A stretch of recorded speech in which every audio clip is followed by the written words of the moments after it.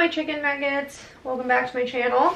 My name's CJ. This is CJ. I thought I would do like a chatty, sit down, grab a cup of beverage, hang out with me for a little bit video because I just want to get back on track. I'm back from my trip. I think it'd be a good way to ease myself back into filming and kind of meditate on what the last week of my life has been like for me and catch you up. I'm gonna give an update on my dad, why I was in Florida, what spending time there was like for me, maybe talk about my photography for a little bit, books I read while I was away, and book mail I got while I was gone. So if that sounds good, hang around.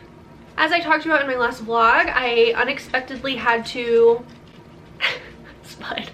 Like I was talking about in my last vlog, I unexpectedly had to fly to Florida because my dad was recovering from COVID-19. He was hospitalized for 15 days. He has pre-existing health conditions, so we were pretty worried about him in general, but it was touching over a little bit, but thankfully he made a full recovery. He got antibodies, he was put on steroids, he was just taken after really well in the hospital in Florida, and he was released.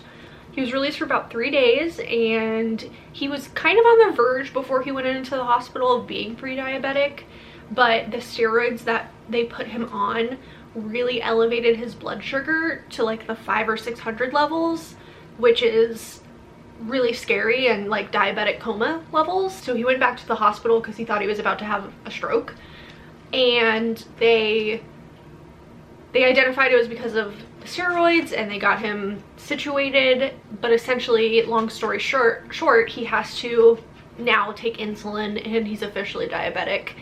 And that was like a really scary change for him, and he needed my support while he was learning about his new dietary needs and how to take his insulin and his new regime in general. He's almost 70 years old and he lives alone. So I'm really grateful I was able to fly out with him and hang out and just kind of get him situated and on a new routine. I mean, there's nothing like teaching a 70-year-old man what a carb is. Am I right? I was like, yeah, bread's a carb, rice is a carb, pasta is a carb, anything good you like is a carb, and you can't have it anymore. Joe's doing good. I was with him from Monday through Saturday in Gibsonton, Florida, which is where I'm from, and it was great just being able to hang out with him and get him situated. And I could tell I really boosted his mood while I was there. He was definitely down in the dumps because he was isolated for so long, which is understandable. While he was there, he also has been toying with the idea of retiring for a really long time. If I haven't mentioned this already, or you're new to my channel, my family's in the carnival business. Yes, the carnival, like rides, games, the county fair, the whole thing. I think I'm a 4th generation carnival person. My family's been doing it for a really long time. I was raised on the carnival with a bunch of my cousins. My parents, that's how my parents met. My mom was raised on the carnival as well, and she's not in it anymore, but my dad still is. He's worked for the carnival for like 55 years, which is wild. He's in charge of like transportation as well as laying out the midway. So like the design and the flow of the midway, like laying out the lot, which are two big responsibilities, and it's a grind being on the carnival. You have to move every 2 weeks. When you're setting up and tearing down, it's usually like 48 hours straight with no sleep, and none of those things are conducive for him taking care of himself. So I think he finally realized that, and he's gonna partially retire is essentially the decision we came to when I was there. Usually in the off season, my dad's here a lot. He visits a lot, and in the off season of the carnival, he's here staying at my house anyway, but he decided he's gonna bring his big house trailer up in a couple of weeks and find an RV park on the Columbia River somewhere and try to live here full time and just kind of do remote work with his truck drivers and fly in to lay out some lots if he needs to.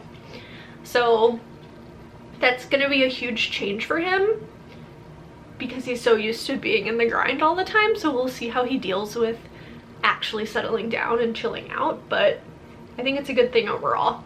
I'm obviously very close with my dad, if you haven't picked up on that yet. He got custody of me when I was little, so he raised me. I think I was with him from like, my parents divorced when I was like 2, so 2 to 12.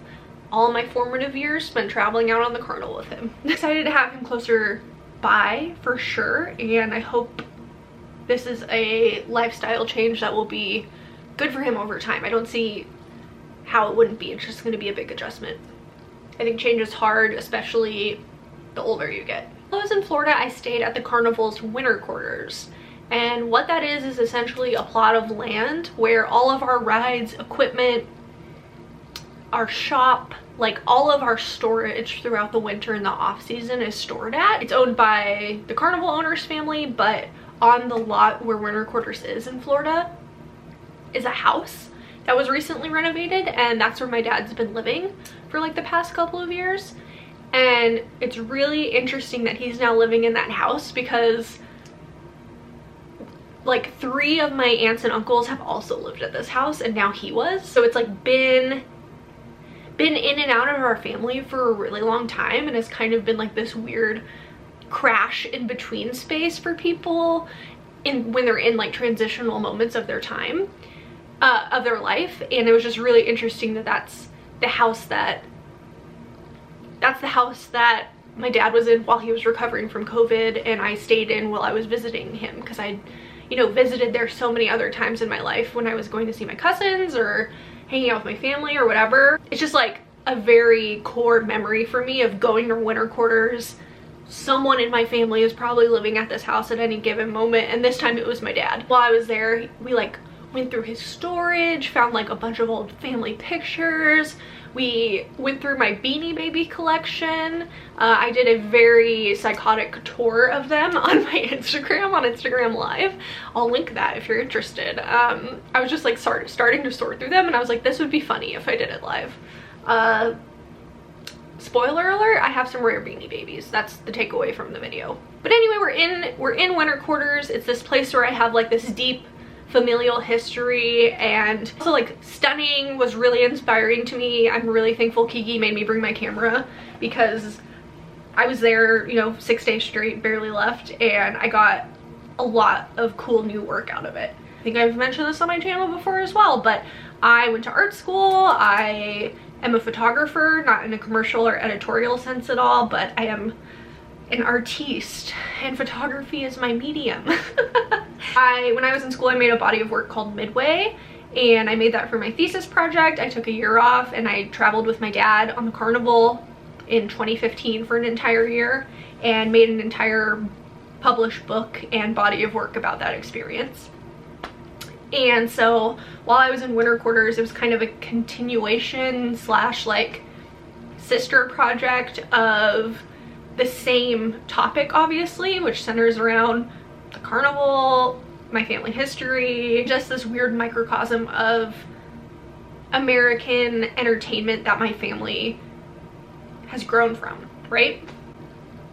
So I got some really interesting pictures. I mean, I think I'll post them next to me now. I haven't really sorted through all of the ones on my camera, but these are some that I immediately knew I liked a lot. Focusing on the micro and the macro, I think that's a reoccurring theme within my work, is zooming in and out on, I mean figuratively and literally, on the subject matter. It was a nice surprise to kind of have that rekindling happen again, because I'm very much so like a site specific or project specific photographer. I'm not just like taking pics and like snapping stuff while I'm not actively working on a project. And unfortunately, both of the projects that are kind of in motion require me to not be in Portland, Oregon, so they're very slow burn. Very much so a slow burn, but it's okay. I have the rest of my life to make work, right? Yeah, that's just a little catch up about the carnival industry, what winter quarters is. If you follow me on Instagram, you might have seen some of these images with the caption winter quarters. That's what I'm referring to. Happy to answer any more questions about this. I know it's weird. Maybe a mini my health update. My dad wasn't transmittable by the time I got there. It had been like 20 plus days since his last symptoms. I talked to his nurse before I got on the phone. We stayed pretty isolated the whole time I was there, obviously. I tested negative on Friday for COVID-19, so that assured me pretty much that I didn't get it on the flight over, which I'm thankful for. I wore like 3 masks and like sat like this on the plane. Flying right now during COVID, not the one. If you can avoid it at all, I absolutely would. It was kind of a anxiety-inducing, nerve-wracking, terrible experience. Now I'm in our guest room until I can get tested again on Tuesday so I can make sure that I don't contaminate Kiki if I did get it on the flight back. Fingers crossed I did not get COVID while flying. Since the last time we talked, since the last vlog, I read a few books while I was in Florida and on the plane ride. Number 1, I read Dominicana by Angie Cruz. This is kind of a multi-generational-ish family saga, but the time period is pretty condensed. It's about like 18 months throughout the, I don't know, 350 page long book. So it's not sprawling, but it definitely is a family-centered narrative. It's about a family who is immigrating to the United States from the Dominican Republic and has a lot of themes of servitude, familial guilt, motherhood, immigration, food, New York City. I really liked it. I thought the writing was really sharp and the plot was really strong as well. It covers like domestic abuse, and I guess like the overarching question was kind of familial commitment and how much that can control and shape your destiny and your life. It was good. It was a good read. Definitely falls in this category of good plot, good writing. That's something I've been talking about with some of my friends. Is I think if you watch my channel, you'll know that I'm a sucker for good writing. If a book doesn't have good writing, then I'm pretty much like checked out. A book has to be beautiful, stunning prose, and kind of like an excellently written book for me to really like it. That can mean a lot of the times the books I read are plotless and maybe aren't essentially what you think of when you're picking up a novel. We kind of like categorize things into good plot, good writing, or just good writing, or bad plot, bad writing. So Dominicana was good plot, good writing, which was good. What other books would I say are good plot, good writing? Maybe Bread at the Bone, The Vanishing Half. Britt Bennett is good plot, good writing for sure. Those are the only ones I can think of right now, but maybe that'll, you know, get your brain going for what else is good plot, good writing. I also read Swimming Home by Deborah Levy on the flight back. Incredible. Oh my god, I love Deborah Levy. This sounds really obvious, but Deborah Levy is so smart. Just like the smartest woman. She is such a tricky little, cutely written genius.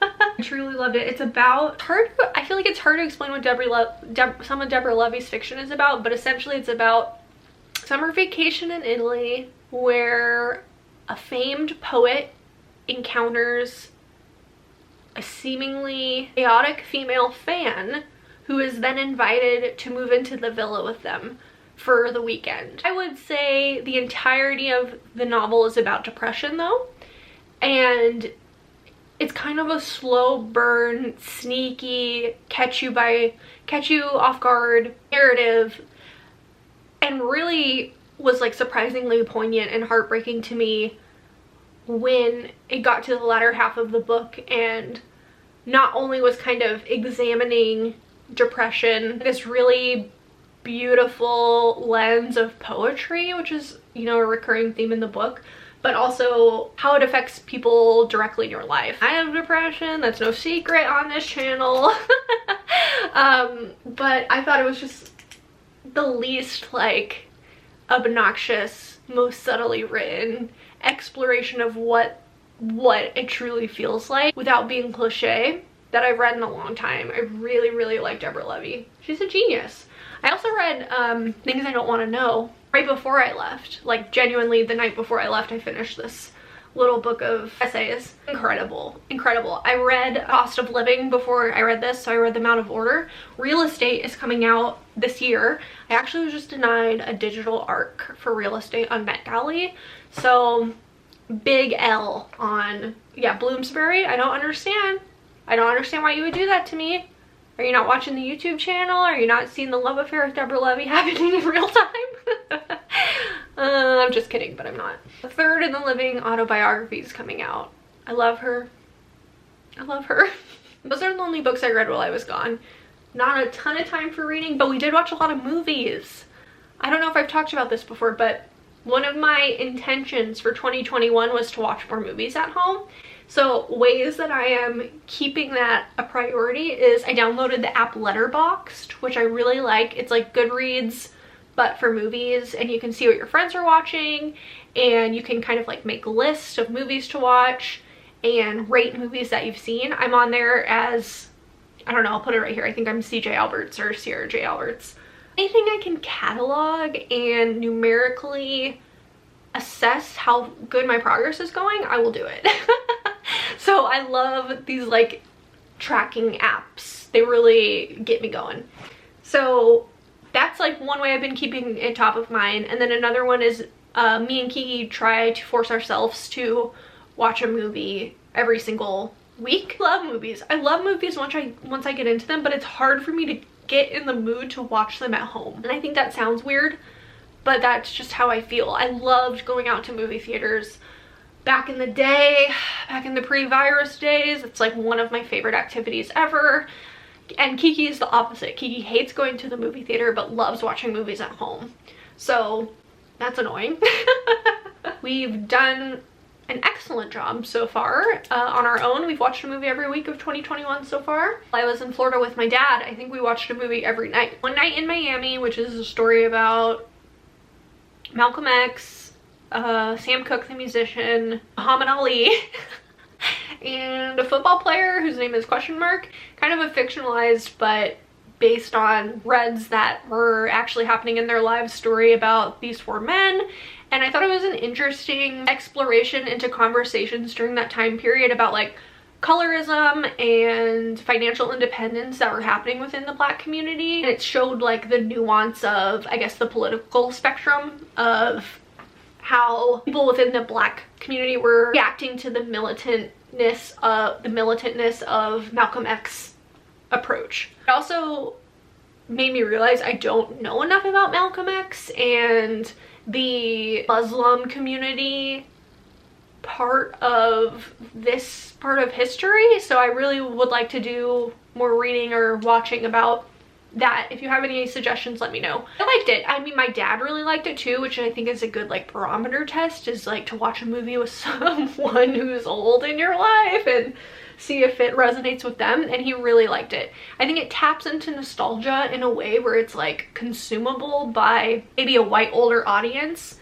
because it jogs that part of their memory, but it's not like damaging the way the Green Book was, for instance, where it was kind of like pandering to a white audience. Regina King directed it, and I really liked it. I would give it 4 out of 5 stars, let's say. Next we watched Jason Who Lives at Home? No, Ed Who Lives at Home? I don't know. It was a Jason Segel movie. I love Jason Segel. He's probably one of my #1 celebrity crushes, and we were like trying to lighten the mood after watching a heavier movie. No, it wasn't that bad. I think me and my dad both cried in the end. Again, not very hard to do. I'm a Pisces, but like not my favorite dramedy, you know? It was fine. We watched The Sound of Metal, which you all need to watch. It was freaking incredible. 5 out of 5.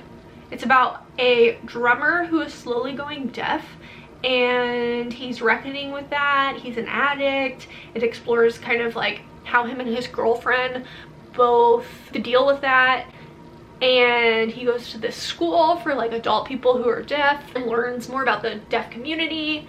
And the sound editing on this movie is so good. I loved it. Me and my dad were still talking about it a couple of days ago. We were like, oh my god, that movie was so good. And it was incredible. Highly recommend. And lastly, we watched Don't Worry, He Won't Get Far on Foot, which is a true story inspired by a comic who lived in Portland, Oregon. Depictions of alcoholism, disability. It was kind of like crude and funny and sad and reflective and tense. And Joaquin Phoenix, Rooney Mara, Jonah Hill. There was a bunch of good actors in it. I thought it was a little too long, and overall wasn't like my favorite. 3 out of 5 stars. I don't know, I don't have much to say about that one. Lastly, shall we talk about some books I received while I was gone? I was lucky enough to receive a couple of review copies. 2 ARCs, Red Island House by Andrea Lee, Put out by Scribner.